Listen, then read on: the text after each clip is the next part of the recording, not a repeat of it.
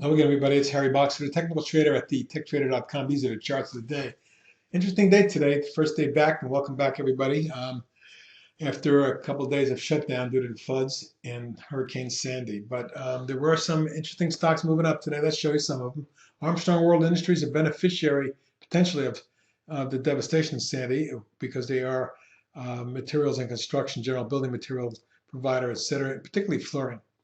There is the big resistance that's been in play around 7 months now. Today it exploded with a gap, 643,000 shares, thinly traded stock anyway.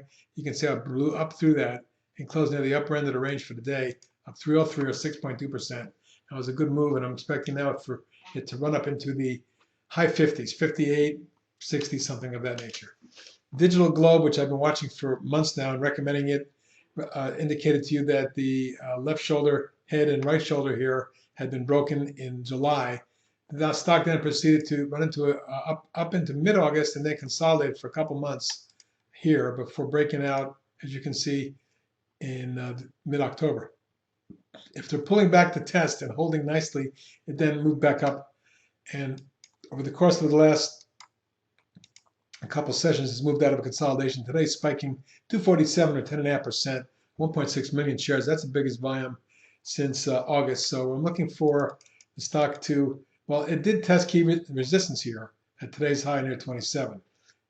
That was our day trade target as well. But through that, if we do get through that, I'd be looking for something around 30, let's call it 32 short term. EGO, well, I wanted to at least show you representation in the gold sector. Eldorado Gold is broken out of its downtrend line, lateral price resistance, ran up to the January, February, March highs, and then pulled back in its neat orderly wedge. Now today it popped out of the wedge with a thrust of 86 cents or 6%, 3.6 million shares, and it looks like we're going to run up and test the 16 range, short term, 16, 16 and a quarter, but on a longer term basis, I believe the stock can make its way up towards the high teens, maybe 18, 19. Ford Motor Company had a significant day today for two reasons. Number one, the major long-term declining top line was broken. Near-term lateral price resistance is broken. Although I will say it's moved up to the top of the short-term channel. It closed very well, just a penny off the high on 138 million shares. Now that's huge breakout volume. The stock did gap up after earnings report. So you can see how analysts like the report. And right now, my next target is around 12 and a quarter, then 13, and then it's beyond that 14 and a quarter. It's a large cap stock and may take some doing, but I like the way this looks.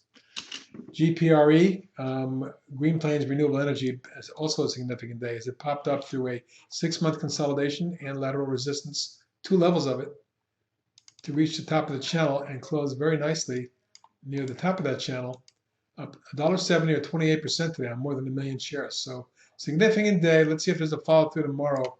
If we do get one, I would look for more upside in this stock, perhaps up into the next target zone. Let's call probably about 9 in that area. Secondary target up around 11.5. Hansen, HNS, Hansen Medical, broke a key declining top line today, going back 8 or 9, 10 months. And then went up and through lateral price resistance here, and with a breakaway gap on strong volume of 2.4 million, the stock was up 25.4%. A big day for Hansen. Looks to me like our next target's around let's call it 75.80 zone, and beyond that, secondary target up around 330. IDCC, a nice rising channel in play as the stock's been thrusting on good volume and consolidating on low volume. Here's a third thrust.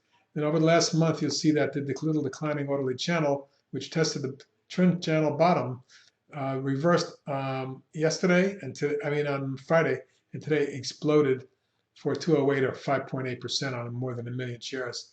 We're at that earlier October high, looking for a test of 40, 40 and a half, and then beyond that, 44. Lionsgate had a significant day as it may have broken out of a nice little 5 or 6 day flag. This is new all-time high territory, taking out the spike high in March from the release of Hunger Games. And at this point, with a nice longer-term chart, big rising channel, we can see the stock run into the high teens. Looking for 19, maybe 20. NSM, boy, has this stock been great all year, except for the big spike last week that dropped it all the way down only to reverse sharply and then follow through back up to the upside. So you can see right now we're back up to retesting the highs. And watch this one carefully because it moved through the 36 and a half, 36 and 3/4 zone, even 37 could get it up running into the low 40s. NTE NAM time may have had a significant move today. As you can see, the big spike up in August was followed by a couple months of consolidation.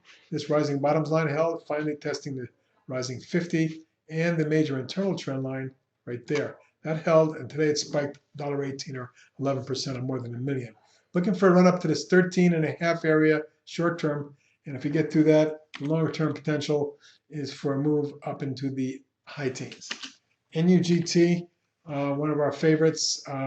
Currently, the gold miners triple bull ETF, NUGT, may have broken out today. It moved up $1.45 or 9.6%, 5.75 million shares traded. And if it gets any kind of follow through, we should see it run up to, let's call it 19, followed by secondary moving up towards 24. That's my longer term targets. URI, well, I put this out as a buy a couple weeks ago when it popped here. It then consolidated for a week, and today it popped again. Up $1.94 or 5%, 4.4 million shares traded. As you can see, the consolidation zone was taken out. My target, I run it to test of 47 up near the April high. USG, one of our favorites this year, after this beautiful head and shoulder bottom completed last year. The stock moved up steadily in choppy fashion, but within confines of a major rising channel.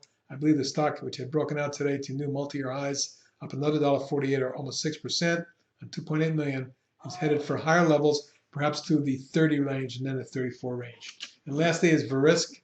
Big day today, popping 445 or 9.5%, 3.4 million. But take a look at the declining tops line and the entire large multi-month wedge pattern that's been broken back to the upside. Now, this major rising channel, which was broken earlier in the year, and when it pulled back in August, may be getting reestablished here with this thrust.